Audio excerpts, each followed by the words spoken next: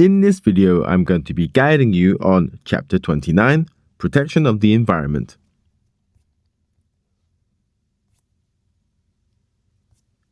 When it comes to any sort of business activity, this has a direct potential to damage the environment. Heavy industries in particular have an incredibly harmful impact. Some examples can include chemical processing, oil refining, destructive open-cast mining, power generation, and large-scale steel production. You can arguably say that all business activities will have some impact on the environment.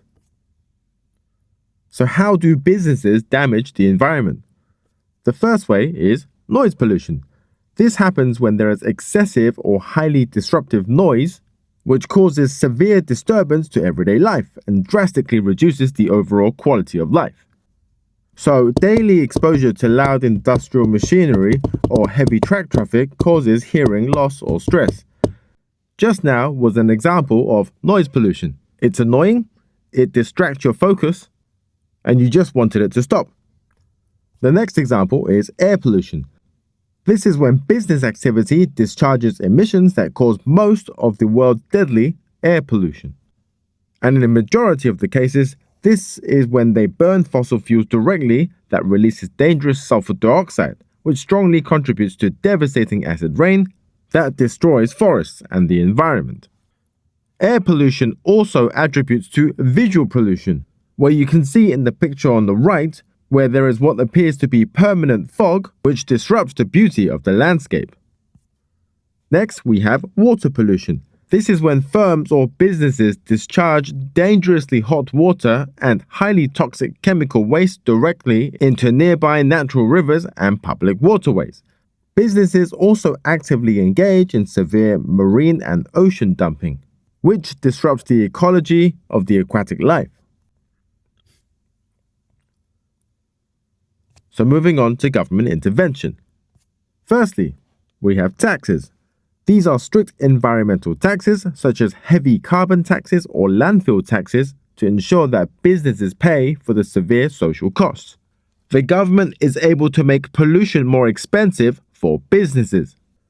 And this way, the government is able to get businesses to internalize the externality, meaning that they have an incentive to pollute less in order to keep their business costs down. Next, we have subsidies. This is when the government offers grants and tax breaks as an incentive to encourage businesses to heavily reduce their polluting activities.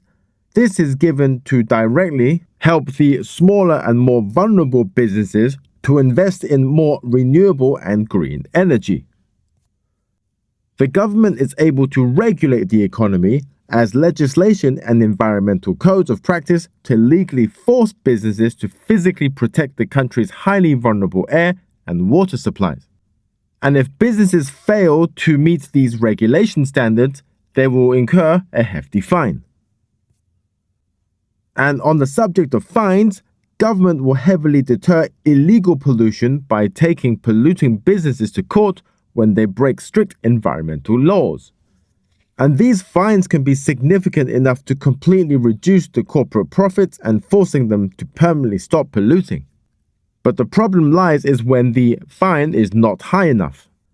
For example, if a business made $5 billion operating its business globally whilst damaging the environment, and the government said that they incurred a $1 million fine, the fine is not significant enough compared to the $5 billion generated, and therefore the fine is a simple business cost.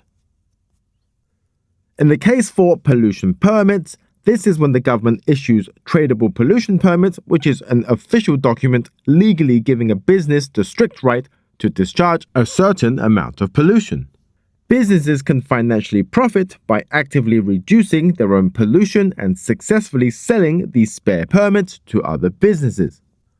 The limitation of this is that there is a case study on how a monopoly can just buy all of these pollution permits and all the other small businesses do not benefit from this. This monopoly in question will be able to pollute whenever they want as they hold all of the permits. And their smaller competitors will hold 0 permits, and meaning that they will suffer hefty fines from the government as they are polluting beyond their means.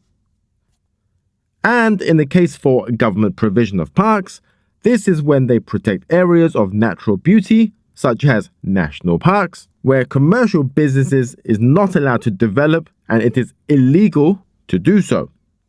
I hope that helped. I hope you guys have a good day. Bye bye.